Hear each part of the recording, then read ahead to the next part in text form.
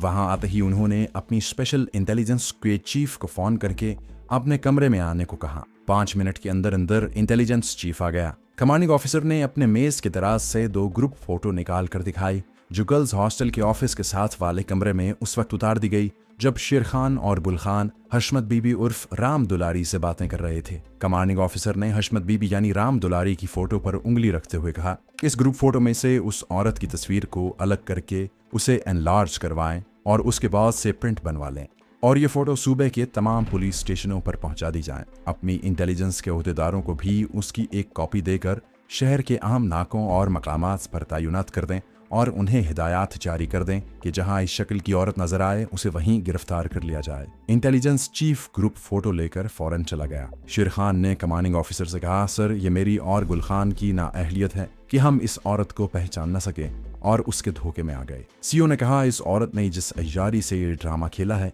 इससे कोई भी धोखा खा सकता था। गुल खान कहने लगा, सर जब इस औरत ने काउंटर के पीछे से रोते हुए एकदम हाथ खड़े कर दिए और कहा कि मैं मुसलमान हूँ और ये हिंदू काफिर मुझे अगवा करके लाए हैं तो हम धोखा खा गए थे। सीओ ने कहा, इन बातों को छोड़ो, इस वक्त हमारे सामने सबसे अहम मसला यह है कि इस औरत को जो दहशतगर्दों की साथी है और हिंदू औरत है, इसको जितनी जल्दी हो सके पकड़ने की कोशिश की जाए। यह सुराग लगाया जाए कि वो दहशतगर्द को जहरीला इंजेक्शन लगाने के बाद हेल्थ सेंटर से निकल कर कहाँ गई थी। जाहिर है कि उसके साथी जिन्होंने उसे जहरीला इंजेक्शन दिया था वो इसी शहर में किसी जगह छुपे हुए हैं। इससे पहले कि ये लोग हमारे हाथ से निकल जाएं, हमें उनके खुफिया ठिकाने पर छापा मारकर उन्हें काबू करना होगा। तुम दोनों भेस बदल कर शहर के उन इलाकों की तरफ निकल जाओ जहां तुम्हारे ख्याल में दहशतगर्दों ने अपना खुफिया ठिकाना बना रखा होगा। शहरी आबादी में हम छापा मारकर उनके आदमी हलाक कर चुके हैं। अब उन्होंने यकीनन शहर से बाहर किसी वीरान जगह पर अपना खुफिया ठिकाना बनाया होगा। तुम्हें अपने खास कमांडो सिविलियन कपड़ों में मुसल्ला करके साथ ले जाने होंगे।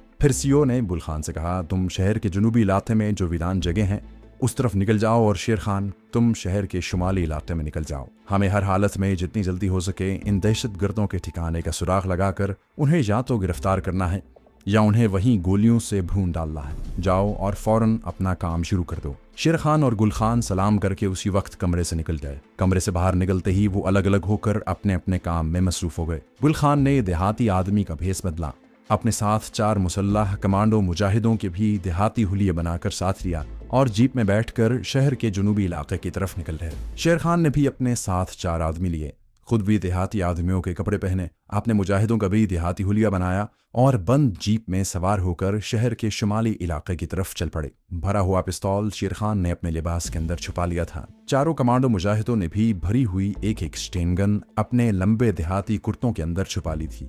इसके अलावा उन्होंने फालतू मैगजीन भी जीप के अंदर रख लिए थे। शेर खान को अंदाजा था कि दहशतगर्द आमतौर पर वीरान इलाकों में किस किस्म की जगह अपने खुफिया ठिकानों के लिए पसंद करते हैं। 1 घंटे के अंदर उन्होंने शहर के दरिया पार का सारा उजाड़ और गैर आबाद इलाका छान मारा। कई जगहों पर उतरकर उन्होंने लोगों से अपने अंदाज में पूछा और सुराग निकालने की कोशिश की, मगर उन्हें कोई कामयाबी न हुई। इस दौरान इंटेलिजेंस चीफ ने हशमत बीबी का क्लोजअप ग्रुप फोटो में से निकालकर उसकी एक फोटो की 50-60 कॉपियां बनवाकर उनमें से 20-25 तस्वीरें अपने खास खुफिया सुराग रसां को दे दी थी और उन्हें शहर के बाहर के इलाकों में फौरी तौर पर भिजवा दिया था। ये खुफिया सुराग रसां शेर खान और गुल खान को अच्छी तरह से जानते थे और शेर खान गुल खान भी अपनी इंटेलिजेंस के इन ओहदेदारों से वाकिफ थे। शेर खान शुमाल मगरबी इलाके में और गुल खान देहाती हुलिये में अपने कमांडोज के साथ शहर के जुनूब मशरकी इलाके की छानबीन कर रहा था। इतने बड़े शहर में एक खास औरत को तलाश करना कोई आसान काम नहीं था, लेकिन जिस अंदाज से ये लोग सुराग रसानी कर रहे थे इसमें इस बात का इम्कान था कि वो दहशतगर्दों के ठिकाने का खोज लगाने में या हशमत बीबी यानी राम दुलारी को पकड़ने में कामयाब हो जाएंगे। ये तजुर्बाकार और तरबियत याफ्ता सुराग रसां कमांडोज थे और भारतीय दहशतगर्दों की नफ्सियात को जानते थे। ये इन दहशतगर्दों की नफ्सियात को सामने रखकर इनका खोज लगाने की सर तोड़ कोशिश में लगे हुए थे। शेर खान और उसकी कमांडो पार्टी को हशमत बीबी उर्फ राम दुलारी और भारतीय दहशतगर्दों के तलाश में निकले हुए दिन का 1 बज गया था। उन्होंने इस दौरान शहर के निस्फ से ज्यादा शुमाली इलाके को छान मारा था, मगर अभी तक उन्हें कोई कामयाबी नहीं हुई थी, लेकिन उन्होंने अपनी तलाश जारी रखी। शेर खान के साथ जीप में हसन अली सुराग रसां कमांडो देहाती कपड़ों में बैठा था। उसने हसन अली से कहा, हमसे एक गलती हो गई है, हमें उस औरत की फोटो साथ लेकर निकलना चाहिए था ताकि किसी जगह किसी को दिखाकर पूछ सकते कि इस शक्ल की औरत यहाँ से गुजरी थी या नहीं। हसन अली ने कहा, सर इस वक्त तक इस औरत की फोटो कॉपियाँ अपने हेडक्वार्टर में आ चुकी होंगी क्यों ना हम वापस हेडक्वार्टर जाकर एक फोटो कॉपी ले आए। शेर खान ने कहा, नहीं, हमें तलाश का काम जारी रखना चाहिए, अल्लाह मालिक है। और शेर खान ने शहर के शुमाल मशरकी इलाके की तरफ जीप को मोड़ दिया। अब हम थोड़ी देर के लिए भारतीय दहशतगर्दों के वीरान खंडर वाले खुफिया तहखाने में आते हैं। वहां इस वक्त 3 भारतीय दहशतगर्द यानी रामू, गंगू और राम दुलारी और उनका लीडर मुकुंद लाल मौजूद था और शहर के सबसे बड़े रेलवे पुल को उड़ाने की स्कीम तैयार कर रहे थे। मुकुंद लाल एक इंतहाई ताकतवर बम की तारों को जोड़ने में मसरूफ था। उसने राम दुलारी की तरफ देखकर कहा, मेरा ख्याल है तुम्हें पुलिस कमांडोज के हेडक्वार्टर और गर्ल्स हॉस्टल के इलाके का एक चक्कर जरूर लगाना चाहिए। तुम बुर्का ओढ़ कर जाओगी और रामू तुम्हारे साथ होगा। उसकी दाढ़ी मूछें मुसलमानों वाली हैं, ये देहाती लिबास में होगा। तुम लोग पुलिस कमांडोज के हेडक्वार्टर और गर्ल्स हॉस्टल के आसपास रहोगे। इसके अलावा तुम हमारे उस ठिकाने के इर्द गिर्द का भी जायजा लोगे और मालूम करोगे कि जमुना दास की मौत और तुम्हारा राज खुल जाने के बाद पुलिस कमांडोज ने कहां कहां नाके लगा रखे हैं। तुम अपने अपने काम के माहिर हो और लोगों के हुजूम में से भी CID वाले को पहचान सकते हो। राम दुलारी कहने लगी, मेरा ख्याल है मुझे इतनी जल्दी बाहर नहीं निकलना चाहिए। शेर खान और उसके आदमियों को इल्म हो गया होगा कि जमुना दास को मैंने ही हशमत बीबी बनकर हलाक किया है और वो बड़ी सरगर्मी से मुझे तलाश कर रहे होंगे। मुकुंद लाल ने कहा, तो फिर क्या हुआ? हम लोग इसी किस्म के हालात से निपटना जानते हैं। तुम भी जानती हो, हम कल रात रेलवे पुल के नीचे ये बम लगाकर उसे उड़ा देंगे। इसके लिए जरूरी है कि हमें मालूम हो जाए कि हमारे इर्द गिर्द के इलाके में पुलिस और CID वालों की नकलो हरकत क्या है और उन्होंने कहां कहां नाकाबंदी कर रखी है। बस तुम इस वक्त यहाँ से निकल जाओ और पूरा खोज लगाकर मुझे रिपोर्ट करो। राम दुलारी का जी नहीं चाहता था, लेकिन मुकुंद लाल उनका लीडर था, वो उसके आगे इनकार नहीं कर सकती थी। दूसरी कोठरी में जाकर राम दुलारी ने मुसलमान देहाती औरतों वाला लंबा सफेद बुर्का निकाल कर पहना। रामू ने देहाती हुलिया बनाकर हाथ में डांग पकड़ी और उसी वक्त एक खुफिया रास्ते से निकलकर दूसरी तरफ से होकर शहर की तरफ चल पड़े।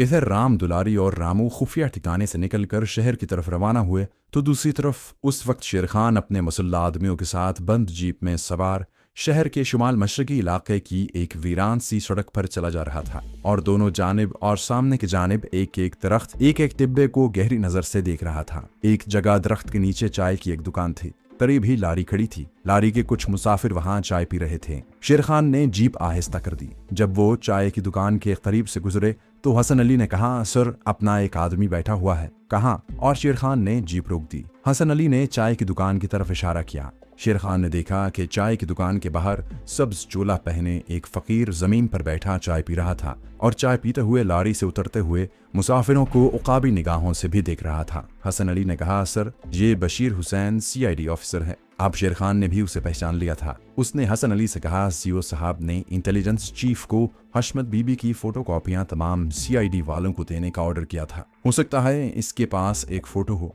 तुम जीप में ही ठहरो, मैं बशीर हुसैन से जाकर मालूम करता हूँ। शेर खान ने जीप एक तरफ खड़ी कर दी। वो जीप से उतरकर देहाती हुलिया में ही सीधा फकीर दरवेश के बहरूप में जमीन से बैठे बशीर हुसैन के पास जाकर बैठ गया। बशीर हुसैन ने दूर ही से शेर खान को पहचान लिया था और समझ गया था कि वो भी अपनी पार्टी के साथ दहशतगर्द औरत की तलाश की मुहिम पर निकला हुआ है। शेर खान ने आहिस्ता से कहा, बशीर हुसैन, तुम्हारे पास भारतीय औरत की फोटो है। बशीर हुसैन ने बड़ी राजदारी से कहा, एक कॉपी मौजूद है। क्यों, क्या बात है सर? शेर खान बोला, हमें उसकी जरूरत है। CID ऑफिसर बशीर हुसैन ने दबी जबान में कहा, सर, मेरे पास एक ही कॉपी है, मुझे भी इसकी जरूरत पड़ सकती है। शेर खान ने कहा, हम आगे जा रहे हैं, वापसी पर तुम्हें फोटो वापस करते जाएंगे। शेर खान ने वापस जीप में आकर हसन अली को हशमत उर्फ राम दुलारी की तस्वीर दिखाई और कहा, ये वो औरत है जिसकी हमें तलाश है, और जीप आगे बढ़ा दी। कुछ दूर आगे गए तो उनकी बाएं जानिब ईंटों का एक भट्टा था जो वीरान पड़ा हुआ था। भट्टे के पीछे बड़े दरख्त नजर आ रहे थे। हसन अली ने कहा, सर, वो दरख्त जो नजर आ रहे हैं ये टाली के दरख्तों का जखीरा है। इसके पीछे एक उजाड़ मैदान है।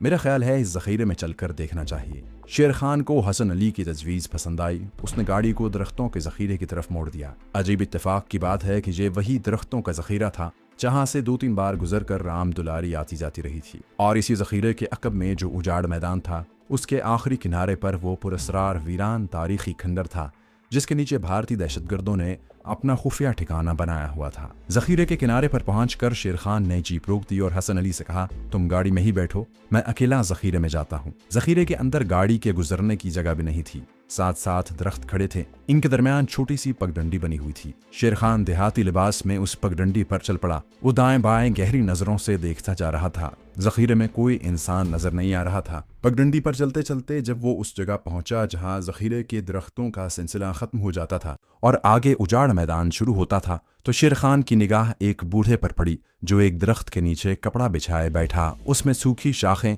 और पत्ते वगैरह जमा कर रहा था। शेर खान ने करीब जाकर बूढ़े को सलाम किया। बूढ़े ने वालेकुम अस्सलाम कहकर शेर खान की तरफ चेहरा उठाकर देखा। शेर खान उसके पास ही बैठ गया। उसने राम दुलारी की फोटो निकालकर उस बूढ़े को दिखाई और पूछा, बाबा जी, इस औरत को आपने कहीं देखा है? ये हमारी रिश्तेदार है।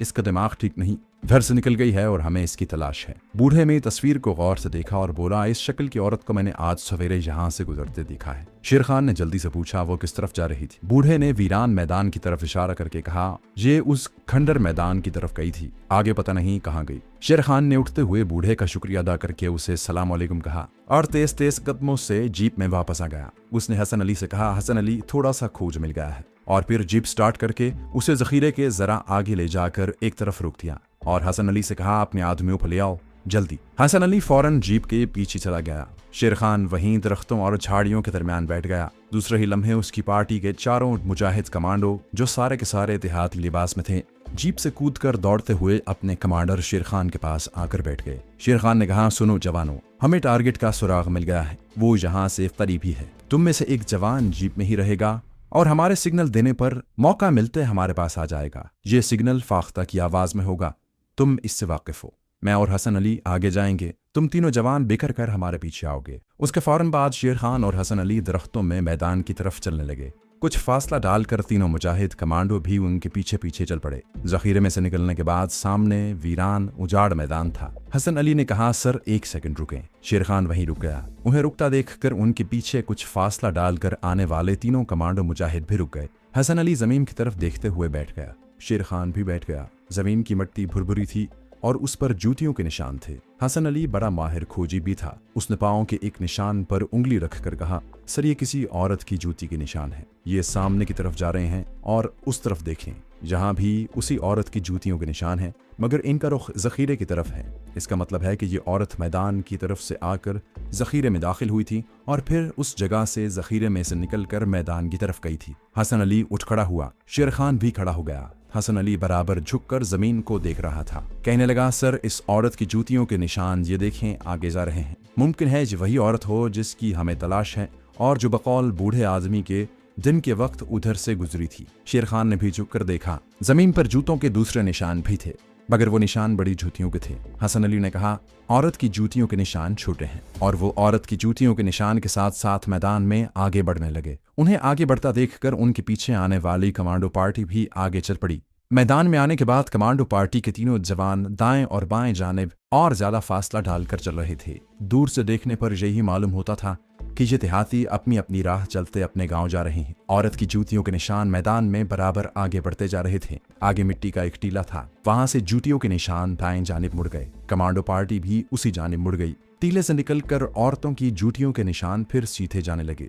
जहां आकर शेर खान ने देखा कि कुछ फासले पर दरख्तों के दरमियान एक इमारत उभरी हुई है। उसने हसन अली को इमारत दिखाई। ये वही वीरान तारीखी खंडर था जिसके तहखाने में दहशतगर्दों का खुफिया अड्डा था और जहां से थोड़ी देर पहले राम दुलारी मुसलमान औरत का हुलिया बनाकर सफेद बुर्का पहनकर अपने दहशतगर्द साथी रामू के साथ निकली थी और जहां उस वक्त मुकुंद लाल और गंगू बैठे अपना काम कर रहे थे। उन्होंने रात को रेलवे पुल को उड़ाने के वास्ते एक इंतहाई खतरनाक और जबरदस्त धमाका खेज बम तैयार करके उसे एक पुराने थैले में डालकर कोने में रख दिया था और अब मोमबत्ती की रोशनी में एक कागज पर बने हुए पुल का नक्शा निकाल कर देख रहे थे। मुकुंद लाल कह रहा था, हमें इस गंदे नाले के साथ साथ चलते हुए रेलवे पुल के दरमियान वाले सुतून के पास पहुंचना है। ठीक उस वक्त शेर खान और हसन अली अपने कमांडो पार्टी के साथ औरत की जूतियों के निशानों की रहनुमाई में इन दहशतगर्दों के खुफिया ठिकाने की तरफ बढ़ते चले आ रहे थे। जिस औरत की जूतियों के निशान पर ये पार्टी आगे बढ़ रही थी वो भारतीय दहशतगर्द राम दुलारी की जूतियों के निशान थे।